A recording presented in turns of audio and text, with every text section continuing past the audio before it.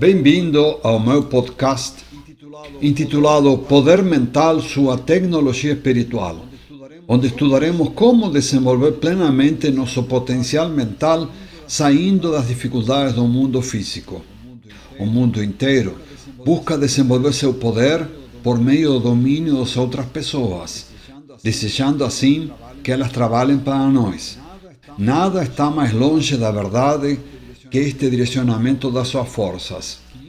500 anos antes de Cristo, o filósofo chinês Lao Tse, ou Lao Tzu, nos deixou esta pérola a respeito do verdadeiro poder. E ele disse: dominar os outros é força, dominar a si mesmo é o verdadeiro poder. Esta reflexão explica a causa de não conseguirmos as mudanças desejadas em nossa vida, usando a força e produzir intensos danos na teia da realidade e na lei suprema do amor. Por isso, toda mudança começa dentro de nós. E completa este conhecimento afirmando que conhecer os outros é inteligência. Conhecer-se a si próprio é verdadeira sabedoria. Controlar os outros é força. Controlar-se a si próprio é verdadeiro poder. Durante os episódios deste podcast, utilizaremos os conceitos da maravilhosa ciência parapsicologia, a qual eu chamo de Manual de Instruções da Mente Humana. Passemos de imediato ao estudo de um fenômeno paranormal que com certeza você experimenta todo dia. Estamos falando da telepatia.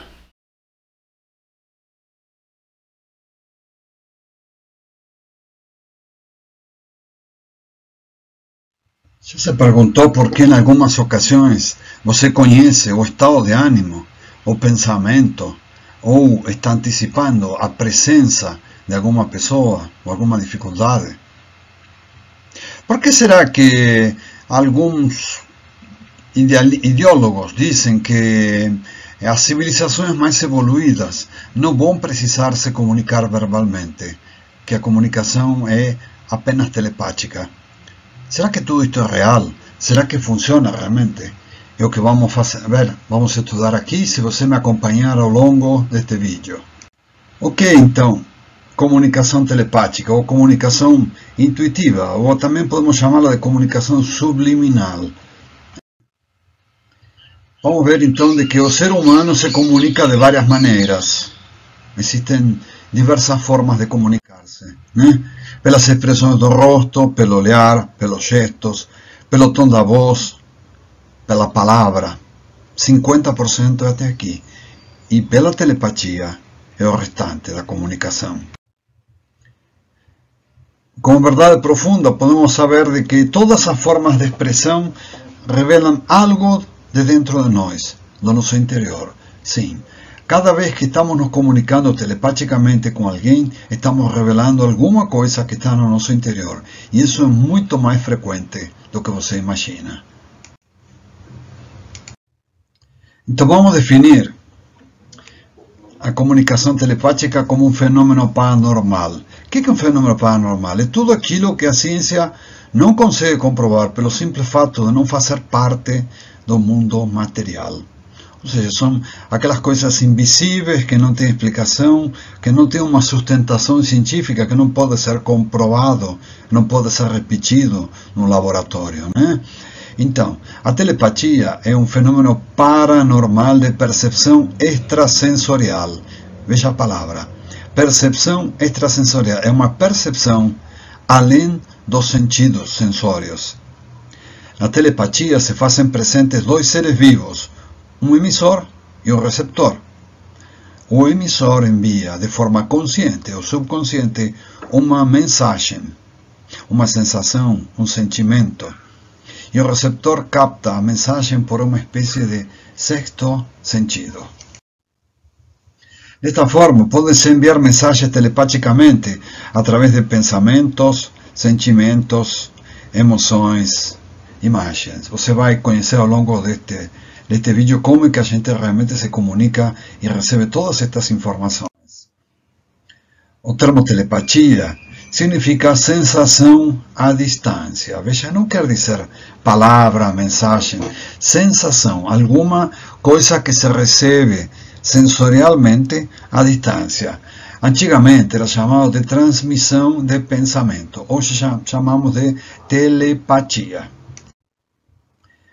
Ela é um fenômeno paranormal e pelo fato, como explicamos, de não pertencer ao mundo material, não era aceito pelo paradigma científico imperante.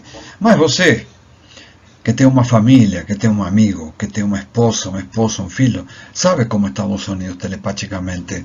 Sabe em quantas ocasiões quando um ser querido está passando mal ou quando está muito bem, conhece automaticamente, né, os sentimentos, as emoções, recebe mensagens desta pessoa e geralmente elas se confirmam. Um cientista americano, J.V. Ryan, professor na Duke University, começou a investigar cientificamente os fenômenos paranormais. E ele estabeleceu um laboratório de estudos parapsicológicos, onde ele começou pelo mais evidente dos fenômenos paranormais, a telepatia. E ele aproveitou um grupo de cartas que já existia, criadas por Zener, daí o nome, né? Eram umas cartas que apenas traziam figuras geométricas, sem nenhuma simbologia. Então ele colocou pessoas frente a frente com uma divisória para não poderem se enfrentar. Essas pessoas não se conheciam, não se falavam. Então, de um lado do painel, uma pessoa recebia uma ordem de olhar para uma certa figura, para alguma figura, e projetá-la na sua mente. E desta forma, a outra pessoa que está do outro lado do painel, ela recebia a ordem de fazer a leitura telepática, tentar verificar qual era a imagem que estava sendo projetada na mente da outra pessoa. Se a gente levar em conta a estatística e dizer que eram 5 cartas, a probabilidade de acerto é 1 em 5, ou seja, 20%. Curiosamente, a maioria dos experimentos que o Ryan fez conseguiram valores muito maiores, de 30%, 70% e 80%. Eu pessoalmente tenho feito esse teste em alguns grupos de estudo da paranormalidade, onde logicamente algumas das pessoas que estão presentes têm a paranormalidade muito desenvolvida, chegando a números, naqueles casos onde a paranormalidade estava bem desenvolvida e o trabalho foi espontâneo, as pessoas acertaram 100% das imagens que foram projetadas pelo emissor. E algumas outras chegaram a valores 30%, 40% e algumas poucas a 20%. Então está comprovado assim que o fenômeno paranormal, conhecido como telepatia, realmente existe e estatisticamente pode ser comprovado apesar da resistência do paradigma científico imperante. Los Anubis fez mais de 7 milhões de experiências que foram registradas, muito profundamente, muito estudadas, e permitiram demonstrar de que o fenômeno da telepatia como percepção extrasensorial, ou seja, é uma comunicação que vai por fora dos sentidos, realmente existe. Na telepatia, temos sempre um emissor e um receptor telepáticos. Embora essa transmissão também pode ser simultânea. Eu posso estar me emitindo e recebendo informações, né? E esta comunicação pode ser consciente ou subconsciente. Não necessariamente precisa ser consciente. Não necessariamente precisa ter a intenção de fazer a comunicação.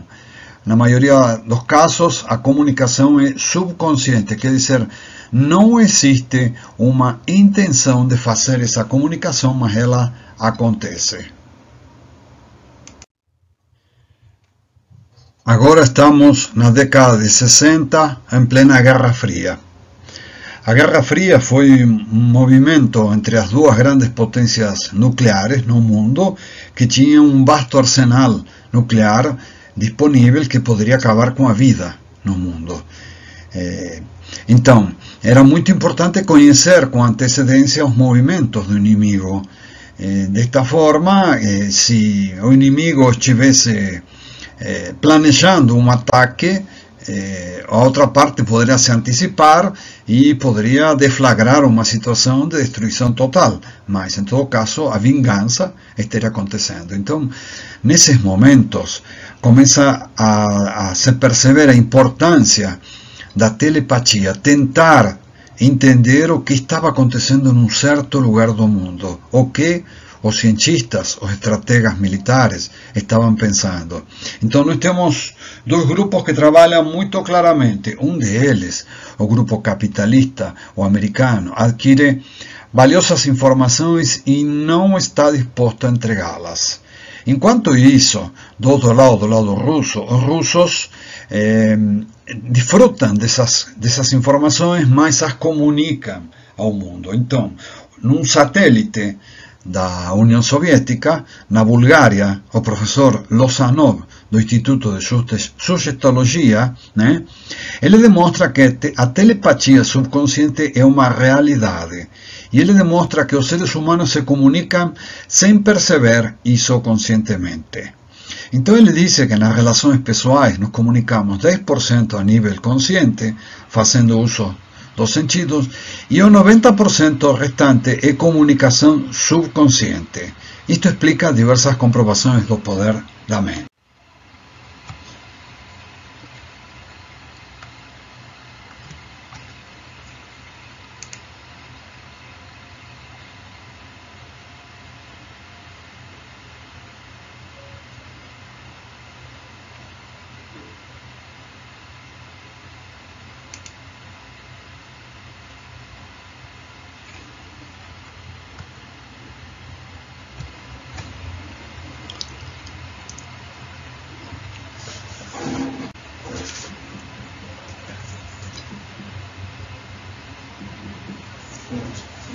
Vamos a ver si yo consigo guardar palabras.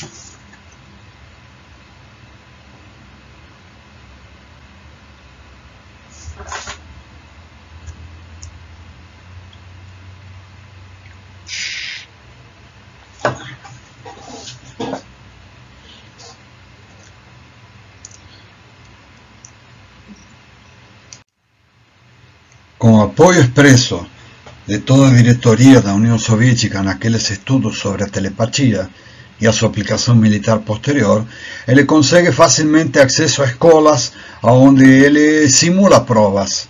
Então ele vai, por exemplo, vamos simplificar aqui, vai numa sala de estudos do primeiro grau, da quarta série, né?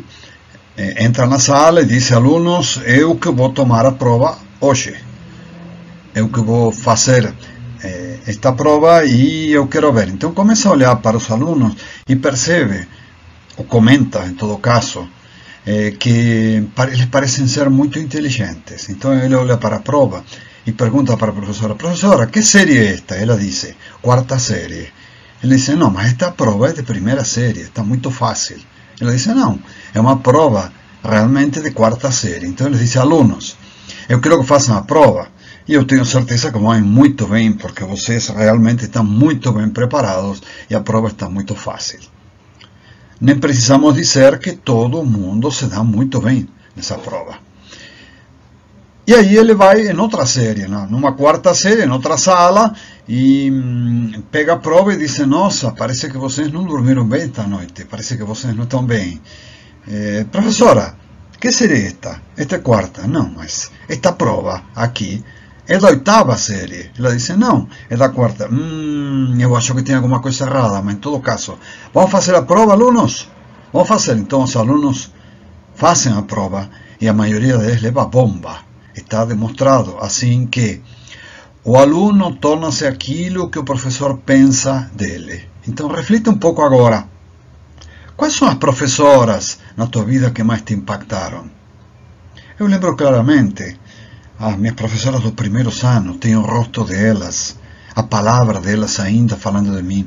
Vai que você consegue escrever, você consegue ler, você é um menino inteligente.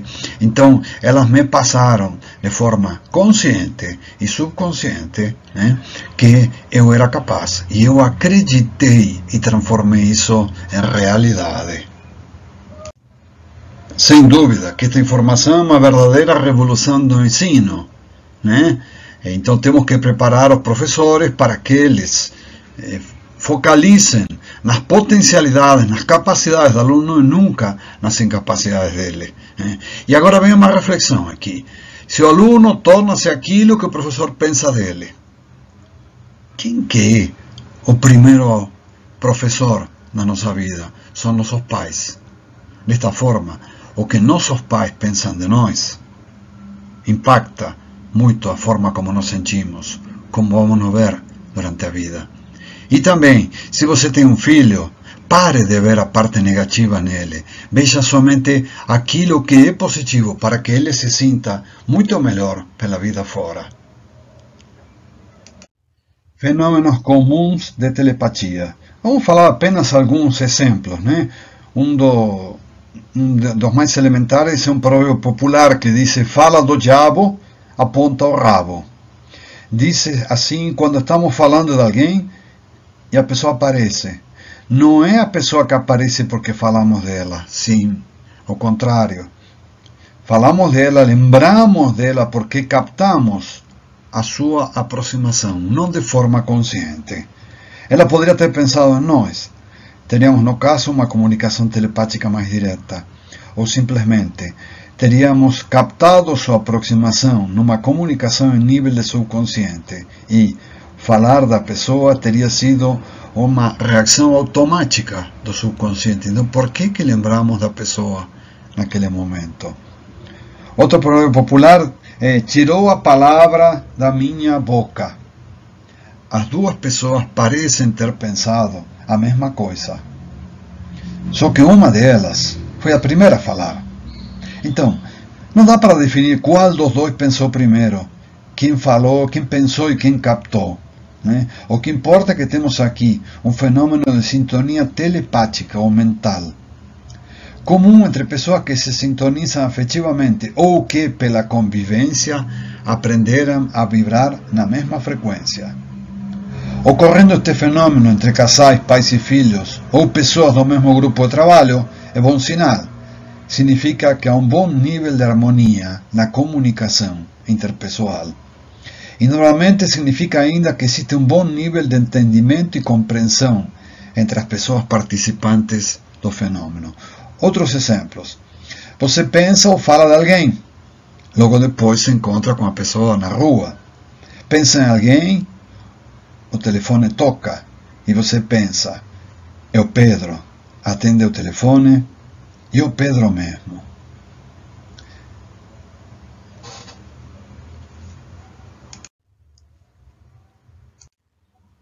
E ainda tem o caso de quem sonha com um amigo ou parente no dia seguinte, ou dias depois, você fica sabendo que na noite do sonho, o amigo vivenciou uma forte emoção, quer dizer que naquele momento houve uma comunicação telepática durante o sonho, quer dizer, a pessoa estava vibrando numa frequência e foi captada a frequência.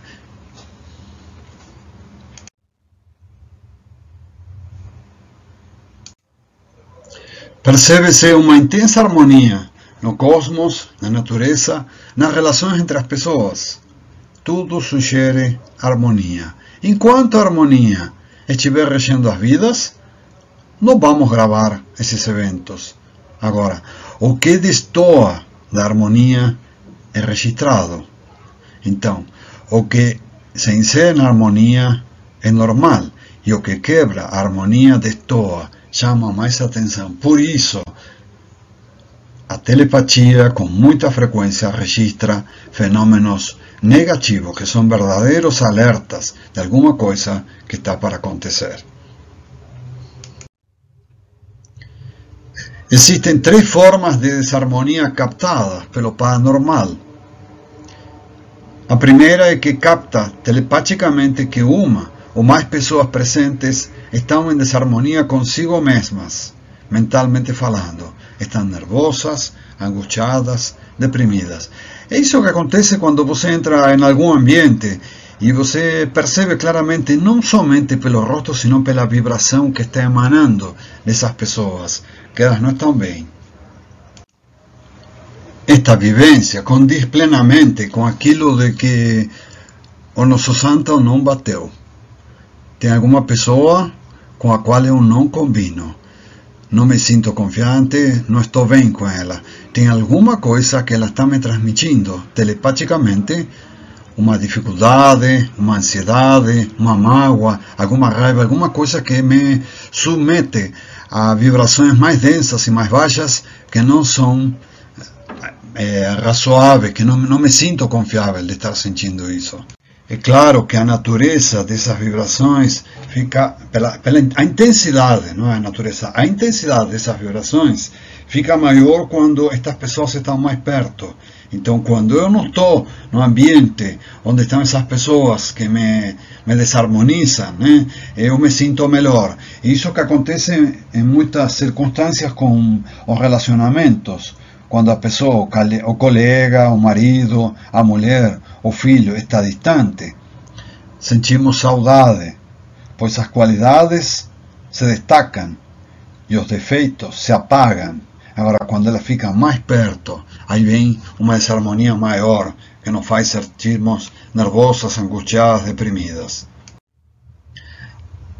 A outra forma de desarmonia captada pelo paranormal com muito mais frequência é perceber que um ou mais indivíduos encontram-se com grave problema de saúde. A doença ou a falta de saúde é uma vibração muito baixa e que é captada facilmente pelo paranormal. Desta forma, ele de alguma forma ele percebe claramente que a pessoa não está bem. E isso é muito utilizado inclusive em hospitais, onde tem paranormais que são capazes de perceber tranquilamente o estado de saúde de uma pessoa. E a terceira forma de desarmonia é quando o paranormal capta telepaticamente uma desarmonia entre ele e a pessoa ou pessoas presentes. A sua segurança está ameaçada pela concorrência pressentida. Produz nele uma real perturbação. Ele próprio interpreta como fruto de problema vivenciado pelo recém-chegado, a fim de anular a possível concorrência. O recém-chegado passa a ser o problemático. É o que acontece em muitos casos, tanto nos relacionamentos, quando chega uma nova pessoa no círculo de amizades, quando alguém entra no emprego, quando é nomeado um novo chefe.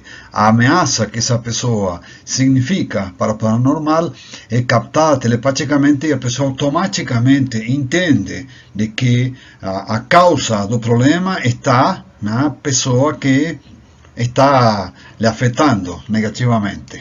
Dentro das comunicações telepáticas, existem 3 situações que são verdadeiros venenos para nossos desejos íntimos. Uma delas é a superproteção. A superproteção impede o desenvolvimento da personalidade, porque a pessoa que é protegida não pode realizar as experiências necessárias ao seu crescimento ou desenvolvimento, tanto de habilidades como de decisão autônoma. Não só os atos externos ou práticas de superprotetor inibem o superprotegido, mas a imagem negativa que o superprotetor faz do superprotegido, julgando incapaz, inferior ou tadinho. Isso exerce uma influência direta no subconsciente da pessoa alvo da proteção, inibindo e bloqueando sua autoconfiança e o desempenho livre em seus atos. Os frutos negativos da superproteção são inúmeros: insegurança, indecisão, irresponsabilidade, desleixo, egoísmo, covardia. Então, pai, se você tem um filho e dado que ele era doente ou alguma dificuldade na vida que ele teve, ele foi super protegido, você estimulou a proteção extrema, entendemos que foi por puro amor, mas um excesso de amor, e tudo que é em excesso pode chegar a ser pernicioso. Então veja que cada vez que você está facilitando alguma coisa na vida desta pessoa, na realidade, você está dizendo para ela que ela não consegue. É muito triste o caso de pais que já no final da vida percebem angustiadamente que eles têm filhos dentro de casa que não conseguem sair, porque nunca conseguiram colocar em prática nenhum aprendizado, nunca conseguiram ter o fruto da vitória. Eles foram protegidos em extremo. Então busque sempre dentro do teu filho quais são os seus atributos, as suas qualidades, as suas virtudes, e lance ele para a vida, em especial com teu pensamento, não somente com as palavras, sino com pensamentos e atitudes. Outro veneno para nosso íntimo é ter pena de. Ter pena de alguém humilha e destrói a personalidade. Pelo fato de transmitir para a pessoa que é alvo do sentimento de pena, um sentimento de desprezo, de que tudo está perdido. A pessoa se sente marginalizada, para baixo. Na realidade, você nunca tem que ter pena de ninguém. Você deve sempre estimular, desafiar, encorajar a pessoa. E o terceiro é a preocupação. A preocupação perturba e conduz a atos incontroláveis.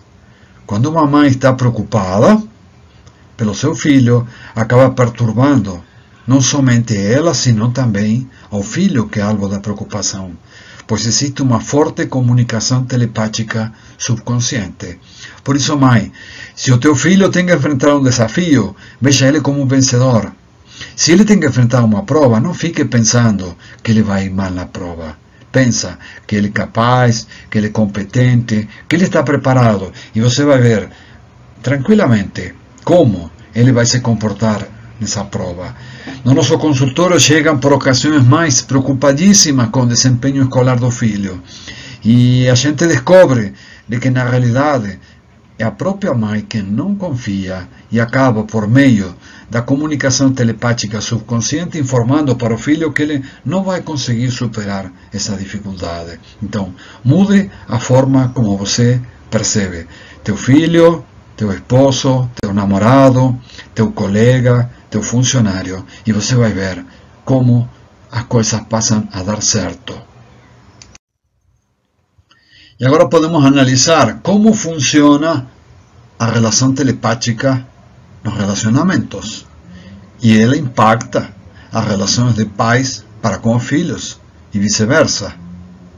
Então, um pai que vê o filho como um inconsequente, um vagal que não faz nada, que não estuda, que não produz nada, na realidade está informando para ele que ele é exatamente isso. Então, esses pais podem mudar a visão sobre os filhos. Esses filhos também podem mudar a visão dos pais. E como funciona a comunicação telepática de marido para esposa e vice-versa? Da mesma maneira.